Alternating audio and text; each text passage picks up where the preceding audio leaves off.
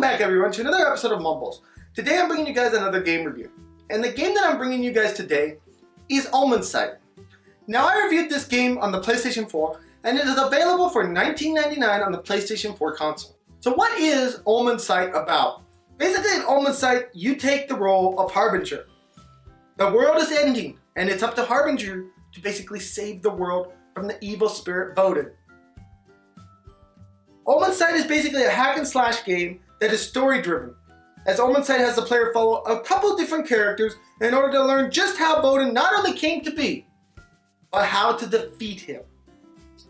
So that is the basic idea and premise of OmenSight. I will go more in depth into that in the gameplay section, but let's first talk about the graphics, the soundtrack, and the controls.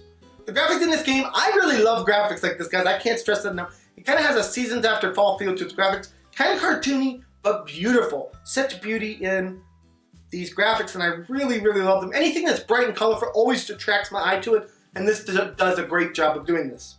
Now, soundtrack-wise, there's nothing really spectacular here, guys. It's just a nice, solid soundtrack, but it doesn't disappoint in that regard. Controls, the controls work great in this game. Basically, there's a couple different buttons that can do a couple different things. As you play through it, it'll tell you what to do, and you use the buttons. That's all there is to it. There's no learning curve. You pick it up and you play. That's all there is to it. Now let's talk about what you guys came here to see, the gameplay. This game is all about the story. While you can upgrade a Harbinger to various levels with different boosts, such as boost to his blade to give him more damage, and upgrading him to give him new abilities, really all there is to this game is you do a heavy strike, you do a light strike, and you occasionally dodge. Nothing more to the combat system of this game. As I said, the game really focuses on the story, which is all about repetition.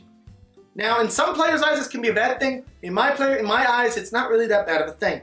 Now, for the sake of not giving spoilers, I'm only showing one line in this game, so one 24-hour period. I'm not going to show you guys a couple multiple 24-hour periods because I don't want to give away any spoilers. But basically, how this game works is this. As Harbinger, you follow a main character throughout their last 24 hours before Voden strikes. During this time, you will gain clues as to what happened during these 24 hours. And you can use these clues to basically influence the next storyline with the next character. So maybe you learn that there was a certain character locked in a cage. But during that storyline where they're supposed to be, they're not there. You can use the information that you gain to influence and change this and make that so it does happen.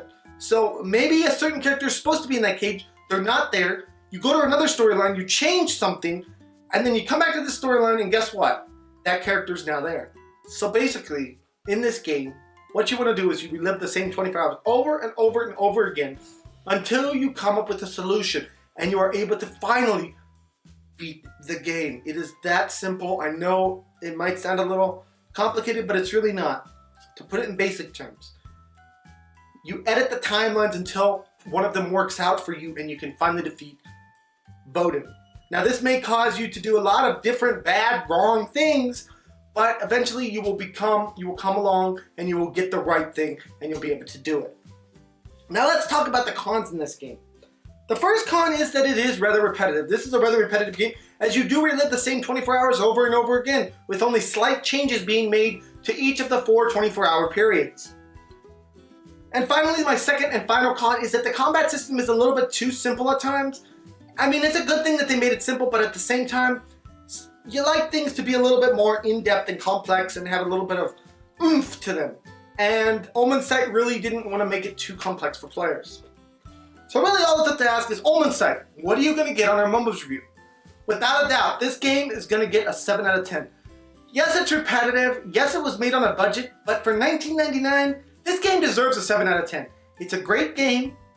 It's got some great characters to it. I love the graphics in it. I love the story. I really like these games where you can influence the storyline of things. Call me silly, but I just love these kind of games. So these games are always going to score higher with me, guys. Maybe some of you out there want to give it a 6 or a 5, but in my opinion, it really deserves a 7 out of 10. Anyways, guys, this has been another episode of Mumbles. I want to thank you guys all so much for joining me. Please smack that subscribe button, smack that like button, and smack all those buttons. Now, we'll see you guys all in the next video. Bye everyone, take care.